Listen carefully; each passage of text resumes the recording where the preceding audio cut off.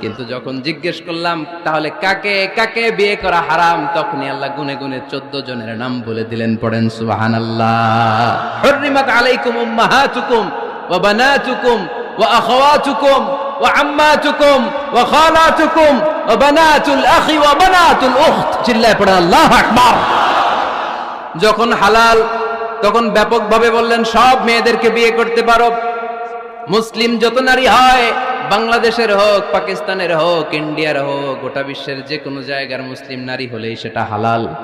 কিন্তু হারাম কোনটা যখন জিজ্ঞেস করলাম, গুনে গুনে বললেন মাকে বিয়ে করা হারাম, নিজের কন্যাকে বিয়ে করা হারাম, বোনকে বিয়ে করা হারাম, ফুফিকে বিয়ে করা হারাম, খালাকে বিয়ে করা হারাম, ভাতিজিকে বিয়ে করা হারাম, নিজের ভাগ্নিকে বিয়ে করা হারাম। সুবহানাল্লাহ পড়বেন না?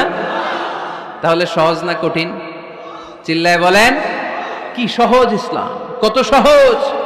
দাঁড়িয়ে নামাজ পড়া ফরজ, দাঁড়াতে পারতেছেন না, বসে পড়লেও কবুল করবে কে? অজু করে নামাজ পড়া কি? পানি নাই, তায়াম্মুম করে নামাজ পড়লে কবুল করবে কে? বিয়েতে মোহরানা দেওয়া কি? মোহরানা নাই। এক সাহাবী বললেন, ইয়া রাসূলুল্লাহ বিয়ে করব, মোহরানা আছে? না। কি আছে? তো কিচ্ছু না। তো কিচ্ছু না থাকলে বিয়ে করবা কেমন? মোহরানা দেওয়া লাগবে না? কোরআন পারো? পারি। কয়টা সূরা? এতটা সূরা। এক নারীকে জিজ্ঞেস করলেন কোরআন পারো? বলে না, পারি না। আল্লাহর হাবিব সাল্লাল্লাহু আলাইহি ওয়াসাল্লাম দুইজনকে বিয়ে পড়ায় দিলেন। আর নারীকে বললেন, মা তুমি কোরআন পারো না, কিন্তু তোমার স্বামী কোরআন পারে, তোমার স্বামী টাকা দিয়ে পয়সা দিয়ে তোমাকে মোহরানা দিবে, সামর্থ্য তার নাই, সে প্রতিদিন তোমার একটু একটু করে কোরআন শিখায় দিবে, এটাই মা তোর বিয়ের মোহর। সহজ না কঠিন? আর কোনোদিন ইসলামকে কঠিন বলবেন?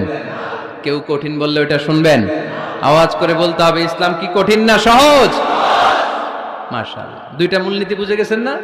পৃথিবীর সব হালাল যতক্ষণ না দলিল পাওয়া যায়। হালাল বলতে দলিল লাগে না, হারাম বলতে দলিল লাগে।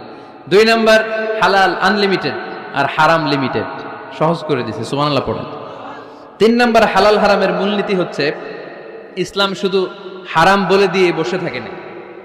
কোনো বিষয়ে যদি ইসলাম হারাম ঘোষণা দেয়, ইসলাম একটা অল্টারনেটিভ আমাদেরকে সাজেস্ট করেছে।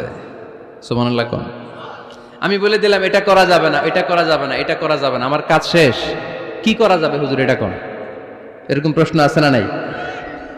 হারাম হারাম এই জিকির করে যে আপনি বসে রইলেন, হালাল কোনটা এটা বলে দিয়ে যান। চিল্লায় বলেন ঠিক কি না?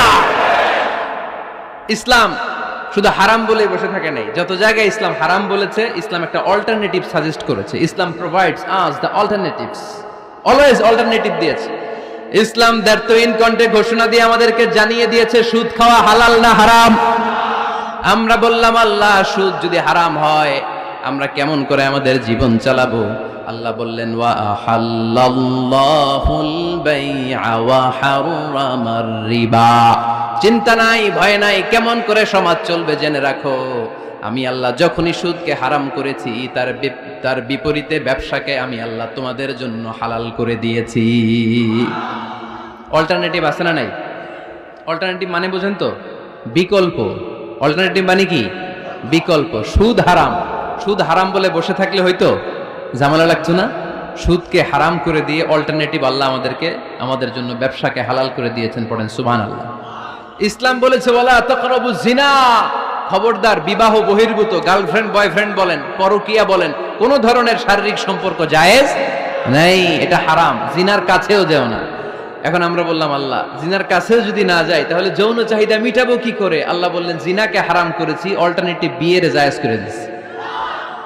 আন-নিকাহু মিন সুন্নতি ফামান রাগিবা আন সুন্নতি ফালাইসা মিন্নি। বিয়ে আমার সুন্নাহ, যে আমার সুন্নাতের ভালোবাসে না সে আমার উম্মত হতে পারে না। এজন্য যুবক ভাইরা বিয়ে করবা, কি করবা?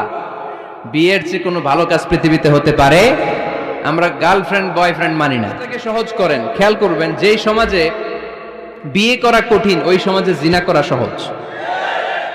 যেই সমাজে জিনা করা কঠিন ওই সমাজে বিয়ে করা সহজ। ঠিক কি না? পুরো উল্টো। বাংলাদেশে কোনটা করা কঠিন? হ্যাঁ, বিয়ে করা কঠিন। বিয়েতে ফ্ল্যাট লাগবে, ছেলের গাড়ি লাগবে, নিজের পায়ে দাঁড়ানো লাগবে, 10 লাখ টাকা মোহরানা লাগবে। জিনার জন্য কি লাগবে? কিচ্ছু লাগবে না, টোনাটুনি রাজি, তুমি আমি রাজি। অবৈধ সম্পর্ক হতে আর কিছু লাগে না। চিল্লায় বলেন ঠিক কিনা? কিন্তু বিয়েতে অনেক কিছু লাগবে, এইটা ওইটা। ছেলেরা কই তুই নিজের পায়ে দাঁড়া, তুমিও নিজের পায়ে দাঁড়ায় দেখাবে, এই যে নিজের পায়ে দাঁড়াইছে। তো এতদিন সে কার পায়ে দাঁড়াইছে? নিজের পায়েই তো দাঁড়াইছে। সহজ করবেন, বিয়েরে কঠিন করেন না। এটা জান্নাতি সম্পর্ক, তো এই কারণেই সাইয়েদনা আদম আলাইহিস সালাম আর হাওয়া আলাইহাস সালাম দুইজনকে বিয়ে পড়াই দিছিল কে? এই দুইজন এমন দুইজন মানব আর মানবী, ওনাদের কোনো শৈশব ছিল না, ওনাদের কোনো কৈশোর ছিল না, যৌবন দিয়েই শুরু। এজন্য আগে আল্লাহ বিয়ে পড়াই দিছে। কথা কয় না? ওই মেয়ে, আপনার শৈশব আছে না নাই? কৈশোর আদম আলাইহিস সালামের শৈশব, কৈশোর হাওয়া আলাইহিস সালামের শৈশব, কৈশোর। জীবন শুরু করছে কি দিয়া? যৌবন দিয়ে। বিয়ের দরকার আছে না নাই? এজন্য আল্লাহ জান্নাতেই বিয়ে পড়ায় দিলেন। বিয়ের সম্পর্কটা জান্নাতি সম্পর্ক, বিয়ের ভালোবাসাটা জান্নাতি ভালোবাসা। এর চাইতে পবিত্র ভালোবাসা দুনিয়ায় হতে পারে? তাহলে ইসলাম কোন জিনিসকে হারাম ঘোষণা দিয়ে মুখে কুলু পেটে বসে থাকে নাই, অল্টারনেটিভ সাজেস্ট করেছে। সুদ খাওয়া হারাম, অল্টারনেটিভ ইসলাম আমাদেরকে বলে দিল ব্যবসা হালাল। জিনা করা হারাম, পরকিয়া হারাম, গার্লফ্রেন্ড বয়ফ্রেন্ডের এই কালচার হারাম, তার বিপরীতে বিয়ে করা হালাল। সুবহানাল্লাহ পড়েন। এরপর ইসলাম বলে মদ খাওয়া হারাম। ইন্নামাল খামরু ওয়াল মাইসির ওয়াল আনসাব ওয়াল আজলামু রিজসুম মিন আমালিশ শাইতানি ফাজতানিবু। খবরদার, মদ, জুয়া, লটারি এগুলো হারাম করে দিয়েছে কে? আল্লাহ বললেন মদ খেও না, মদ তোমাদের জন্য হারাম ঘোষণা করা হলো। আমরা বললাম আল্লাহ, শীত প্রধান দেশে মদ খেলে শরীরটা গরম থাকে, মদ না খেলে তো বেঁচে থাকার উপায় না। স্ক্যান্ডিনেভিয়ান কান্ট্রিগুলোতে, সাইবেরিয়াতে মদ না খেলে ওদের বাঁচার উপায় নাই। এখন অল্টারনেটিভের দরকার আছে না নাই? আল্লাহ বললেন মদকে হারাম করেছি, কিন্তু মধু খাওয়াকে হালাল করে দিয়েছি। মধু খান আপনারা? আজকে খাইছেন কে কে দেখি? আজকে অনেকে খাইছেন? মাশাআল্লাহ, হাত নামান। মধু 5-6 চামচ খেয়ে দেখেন একসাথে।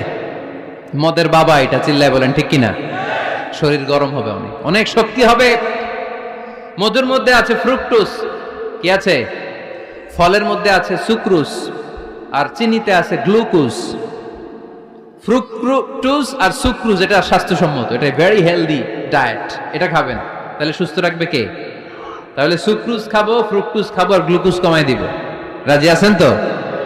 এরপর ইসলাম আমাদেরকে বলল ঢোল বাদ্য বাজানো এটা হারাম, অশ্লীল গান বাজনা হারাম, নাচানাচি হারাম। আমরা বললাম আল্লাহ, বিনোদনের একটা মাধ্যম তো আমাদের লাগবে। ইসলাম বলল ইসলামী নাশিদ যদি তুমি গাও সেটা হালাল। ঢোল হারাম, কিন্তু তার বিপরীতে দফকে হালাল করেছে কে?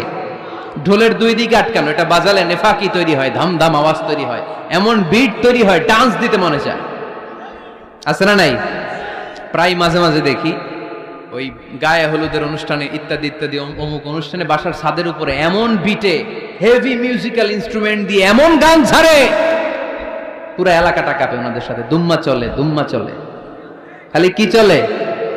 দুম্মা চলে। খেয়াল করছেন? আপনার কাছে যদি বাজায় এই টেবিলটা কাঁপবে, সাথে সাথে আপনার শরীরও কাঁপবে, আপনাকে ক্রেজি বানাবে। ইসলাম বলেছে না, যেটা তোমাকে ক্রেজি বানায়, যেটা তোমাকে অস্থির বানায়, যেটা তোমাকে অশ্লীল বানায়, ওটাকে হারাম করেছে কে?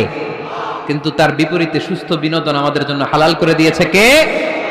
ঢোল বাজানো হারাম, কিন্তু ঢোলের বিপরীতে ইসলাম আমাদের জন্য দফ বাজানো জায়েজ করে দিলেন। আল্লাহর হাবিব সাল্লাল্লাহু আলাইহি ওয়াসাল্লাম যখন মক্কা থেকে হিজরত করে মদিনাতে গেলেন, মদিনার সানিয়াতুল ওয়াদা নামক জায়গায় মদিনার আবাল বৃদ্ধ বনিতা, সাহাবারা, নারীরা, পুরুষেরা, ছোট্ট সোনামণিরা দফ হাতে নিয়ে বিশ্বনবীকে ওয়েলকাম জানাতে শুরু করলো। তালাআল বাদরু আলাইনা মিন সানিয়াতিল ওয়াদা ওয়াজাবা শুকরু আলাইনা মাদআ লিল্লাহি দা আইয়ুহাল মাবউসু ফিনা جئت من أمر المطاع جئت شرفت المدينة مرحبا يا خير دا সবাই পড়েন طلع البدر علينا من ثنيات الوداع وجب الشكر علينا مدعا لله دا সুবহানাল্লাহ পড়েন। এই যে আমরা নাশিদটা গাইলাম, এটা হালাল না হারাম? সাথে যদি দফও থাকতো, আমরা যদি দফও বাজাইতাম, এটা হালাল না হারাম? এটা হালাল। দেখেন কি সুন্দর চেক এন্ড ব্যালেন্স, ইসলাম চেক এন্ড ব্যালেন্স করেছে। কতটা ভারসাম্যপূর্ণ জীবন ব্যবস্থা আমরা পেয়েছি, কত চমৎকার আমাদের শরিয়া। এটারে আমরা কঠিন বানাই। ঢোল বাজানো হারাম, কিন্তু তার বিপরীতে দফ বাজানোকে হালাল করে দিয়েছে কে? আবার আল্লাহর হাবিব সাল্লাল্লাহু আলাইহি ওয়াসাল্লাম বলতেন, আ'লিনু আন নিকাহ বিদ-দুফুফ। এলাকায় যখন তোমাদের কারো বিয়ে হয়, দফ দিয়ে ব্যান্ড পার্টি করে জানিয়ে দাও। ঢোলের ব্যান্ড পার্টি না, গিটারের না, হারমোনিয়ামের না। বংশী বাজায় কে রে সখী, বংশী বাজায় কে? ওই বংশী দিয়া না, ওই বংশী হারাম, বাঁশি বাজানো হারাম, কিন্তু দফ বাজানোকে হালাল করে দিয়েছে কে? বিয়ের ঘোষণায় দফ বাজিয়ে ব্যান্ড পার্টি করতে বলেছে বিষ্ণু ঈসা ইসলাম। কারণ বিয়েতে একজন নারী পুরুষের যেই সম্পর্ক হয়, জিনা বা ব্যভিচারে একই সম্পর্ক হয়। পার্থক্য হচ্ছে এটা সামাজিক স্বীকৃতি আছে, জিনার স্বীকৃতি নাই, ঠিক কিনা? এজন্য বিয়ে গোপন করে করা যায় না, এটা অ্যানাউন্স করে করতে হয়। ওমরে ফারুক রাদিয়াল্লাহু তাআলা আনহু যখন মদিনার খলিফা, উনি বলতেন, লুকিয়ে লুকিয়ে যদি কেউ বিয়ে করে, সমাজের আশেপাশে তার প্রতিবেশীরা যদি তাদের দাম্পত্য জীবন সম্পর্কে না জানে, আমি তাদের দুইজনকে জিনার শাস্তি দেব। কারণ লুকিয়ে বিয়ে করা যায় না, সবাইকে জানিয়ে অ্যানাউন্স করে সবার দোয়া নিয়ে বিয়ের পিড়িতে বসতে হয়। চিল্লায় বলেন ঠিক কিনা? এজন্য ইসলাম শুধু হারাম বলে জিকির করে নাই, যেখানেই হারাম তার বিপরীতে ইসলাম হালালের বিকল্প দিয়েছে, ঠিক কিনা? এই নিয়মটা বুঝতে পারছেন? সবার কাছে ক্লিয়ার? 4 নম্বর মূলনীতি হচ্ছে, ইসলাম যেই জিনিসটাকেই হারাম বলেছে তার পেছনে লজিক আছে, যুক্তি আছে, কারণ আছে। 3টা কারণ থাকার কারণে কোনো বিষয়কে ইসলাম হারাম বলে। হয়তো সেটা খাবিস, অপবিত্র, যেমন পেশাব পায়খানা খাওয়া যাবে, হালাল না হারাম? কারণ এটা অপবিত্র, ঠিক কিনা? 2 নম্বর হচ্ছে মুদির, এটা ক্ষতিকর। ইয়াবা খাওয়া, এটার মধ্যে অনেক লাভ আছে না? হ্যাঁ, গাঞ্জা খাওয়া, সিগারেট খাওয়া, হ্যাঁ, স্মোকিং কজেস ক্যান্সার। ধূমপানে কি হয়? কর্কট রোগ হয়। পৃথিবীতে এই একমাত্র খাবার যেটা টয়লেটে ঢুকে খাওয়া যায়।